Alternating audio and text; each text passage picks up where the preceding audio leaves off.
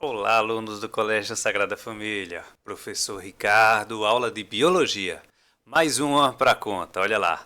Na aula passada, a gente começou a falar da bioquímica celular. Dessa vez, a gente vai começar a falar da membrana plasmática. A gente viu que substâncias são necessárias para a célula funcionar. Agora a gente vai ver a célula em si e ver ela funcionando. Presta atenção aqui nesse slide. Olha aí, olha aqui. Opa. Então, como vocês podem ver, a gente já está no capítulo 2 da frente C, ainda do livro 1, ok? Acompanhe. Ele começa aqui falando o que seriam os envoltórios celulares. Envoltório não é nada mais aquilo que envolve, né? Ou seja, está em volta da célula. A gente vai ver que tem tanto a membrana quanto tem parede celular. E vai diferenciar quem tem e quem não tem. Primeiro falando da membrana. A membrana, a classificação geral dela é de que toda membrana celular é lipoproteica. O que é isso? Ela possui lipídio e proteína na sua constituição. Na verdade, é uma dupla membrana fosfolipídica. Olha para esse desenho daqui. Esse daqui é o desenho do mosaico fluido. Todo esse quadradinho daqui, dá para ver que tem um monte de bolinha aqui em cima, um monte de bolinha aqui embaixo. Sendo que essas bolinhas representam os lipídios. E essa camada, já que são duas, é uma bicamada lipídica. Poxa, essas bolinhas azuis aqui. Isso daqui é uma proteína, isso é outra proteína, isso é outra proteína. Então, tudo que for de bolinha aí é proteína. Essas proteínas, já que elas estão intercaladas, elas também fazem parte da membrana plasmática.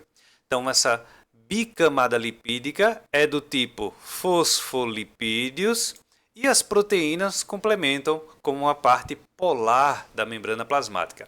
Toda célula vai ser desse mesmo jeito, vai ter esse mesmo modelo, só vai diferenciar mesmo os tipos de proteínas que estão presentes. E aqui ele faz, né, uma especialização dela, diferenciando o que é que pode ter nessa membrana. Exemplo, membranas podem ter microvilosidades para aumentar a superfície de absorção. Nosso intestino tem um monte de vilosidade, ou seja, como se fosse um monte de pregazinha assim, ó, na membrana para aumentar a superfície de aderência. Zona de oclusão e zona de adesão está relacionado com o local de contato. Essa zona de oclusão, rede fina de proteínas, ocludina e claudina é o nome das duas proteínas, localizada no ápice da célula que une fortemente as células vizinhas. Então é basicamente o local que está colando uma célula na outra. Ele chama de zona de oclusão ou zona de adesão. Ele está aderindo ela. Já nesse aqui que ele chama só de adesão, diferente de oclusão. Oclusão e adesão ocorre apenas um tipo de epidério. Poxa, mas como é que eu vou diferenciar? A adesão, ele diz assim, ó, de uma faixa interna da membrana, né? A outra era externa, que estava colada, essa é a parte interna dela, constituída pelas proteínas actina e miosina. Então, se essa estava unindo as células por fora, essa daqui está unindo ela por dentro, mas na outra célula. Então, uma célula muscular, né, que tem a actina e miosina, está aderida à outra. Todas as células trabalham junto, porque a actina e miosina, que seriam as proteínas que estão intercaladas, vão fazer com que essas células trabalhem ao mesmo tempo. Então, estão aderindo uma à outra, né, e fazendo com que elas trabalhem todas juntas. Junção comunicante do tipo GAP, ele diz que já seria uma região circulares nas membranas que permite o contato entre o citoplasma com a célula vizinha. Imagina assim, as células precisam se comunicar. Às vezes o citoplasma de uma precisa passar para o citoplasma da outra para passar alguma substância. Essa ponte de junção aí. Interdigitações, saliências e reentrâncias que permitem o encaixe com células vizinhas. Seria como células às vezes precisam ficar bem justapostas, como o tecido epitelial, seria exatamente o local onde está encaixando a membrana plasmática na outra para possibilitar que ela forme aquela malha, né, de junção. E os desmossomos também têm a ver com ligação de uma com a outra, mas são placas circulantes, como se fosse uma cola mesmo que está lá prendendo a membrana plasmática de uma célula na membrana plasmática da outra célula. Aqui ele começa a falar dos tipos de transporte. Como assim? Imagina que as células precisam transportar substâncias para entrar e sair. Esse transporte de entrada e saída é controlado pela membrana. A membrana decide tudo o que precisa entrar e tudo o que precisa sair da célula. Aí diz aqui tem um transporte que pode ser ativo ou pode ser o transporte passivo. Transporte ativo, a célula gasta energia para ocorrer. Passivo, não gasta energia nenhuma. A substância simplesmente ultrapassa a membrana sem empecilhos. Aí ele tem aqui dizendo que pode no passivo tem a difusão simples, difusão facilitada e osmose. Os três são transporte passivo. Qual a diferença? Simples, a substância ultrapassa a membrana a favor do gradiente de concentração, sempre um soluto. Difusão facilitada é a mesma coisa da simples. A única diferença é que na facilitada você tem uma proteína que está ajudando, está facilitando o transporte da substância. Essas duas é para soluto, osmose é para solvente. Então, toda vez que um solvente precisa entrar ou sair da célula, será por osmose. Olha esse exemplo que ele colocou aqui, essas células. Célula animal, célula vegetal. Quando ele coloca a célula numa solução hipertônica, ou seja, a alta concentração de alguma substância, aquela célula murcha, porque a água da célula acaba saindo. Quando ele coloca numa solução isotônica, que tem a mesma concentração dentro e fora da célula, não acontece nada, porque está no meio isotônico. No meio hipertônico, está em alta concentração de algum soluto naquele meio, a célula acaba ficando hipotônica, ou seja, ela vai ficar túrgida. Ela incha tanto que pode sofrer lise, como vocês podem ver, ela quebrou aqui e aqui, a célula rompeu, porque fez com que entrasse tanta água nessa célula que ela estourou, literalmente. Se for uma célula vegetal, no meio hipertônico, ela não murcha, por mais que ela murche a membrana, a parede não deixa com que ela diminua. Na solução isotônica é o ideal para a planta, ela não acontece nada. No meio hipertônico ela não vai sofrer lise como na célula animal. Ela vai ficar só plasmolizada. Desplasmolizada, ela vai ficar aumentada. Plasmólise é quando ela murcha assim, ó. Essa aqui acontece desplasmólise, ela fica só túrgida, fica inchadinha.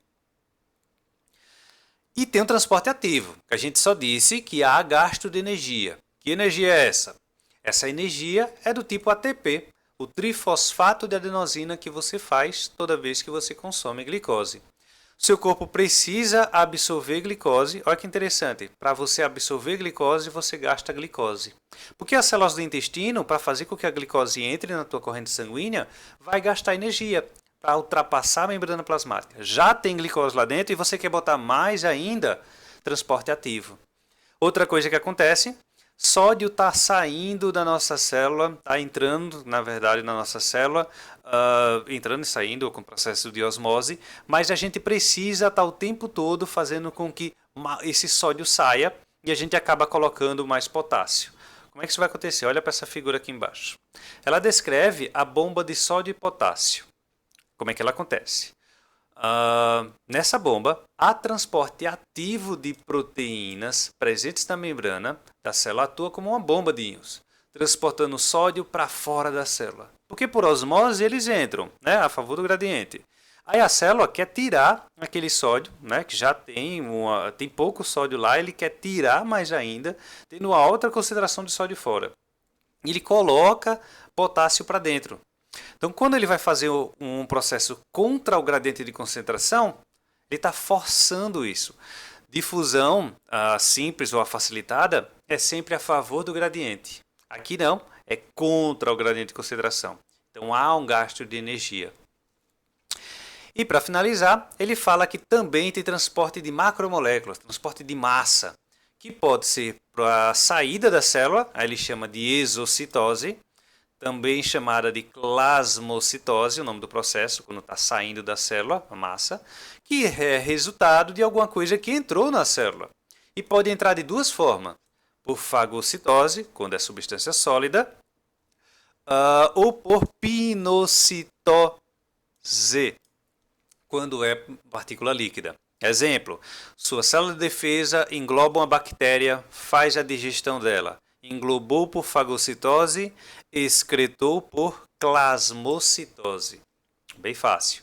Pinocitose, apenas para líquidos. Esse glicocálix seria só uma camada a mais que vai ter nas células animais para proteção, já que nós não temos parede celular. E a parede celular vai ter apenas em bactérias e plantas, já que animais, né, não têm parede celular. Então é uma camada a mais de proteção para a membrana. Essa parede celular de bactéria, ela é feita de um carboidrato do tipo peptidoglicano, que são polissacarídeos, carboidrato, né, associado com aminoácidos na sua estrutura. Então só vai ter em bactéria. Isso a gente usa como classificação para a bactéria. Podendo classificar a bactéria quando a camada é fina e estreita, gram-negativa. Quando a camada é mais espessa, de peptidoglicano, é gram-positiva. Como é que a gente fez esse teste? Laboratório, coloca corante. As que retêm mais corante são positivas, as que retêm menos corante, gram-negativa. Já a parede celulósica, vem da palavra celulose, celulose é de planta. Planta é quem vai ter a parede celular feita de celulose. Né? Essa parede de celular vai servir como proteção para a célula vegetal e vai impossibilitar ou atrapalhar qualquer tipo de desidratação que possa acontecer nessa planta. É claro que entre essas paredes celulares a gente tem uma forma de comunicação de uma célula com a outra, que é chamada de plasmodesmo, como vocês podem ver aqui. Seria tipo esses furinhos, ó, essas fendas que tem na parede para possibilitar a troca de substâncias entre as células vegetais. Citoplasma e os organoides celulares a gente vai ver na próxima aula, porque nosso tempo esgotou. Deixa eu colocar aqui, fazer a minha transição. Façam as atividades com relação só a essa parte, com relação à membrana plasmática, que na nossa conferência nessa semana a gente vai, né, tirar aquelas dúvidas que ficou em relação a esse assunto e depois a gente, né, tirar as dúvidas do exercício, ok? Muito obrigado por assistir até aqui e por hoje é só. Tchau!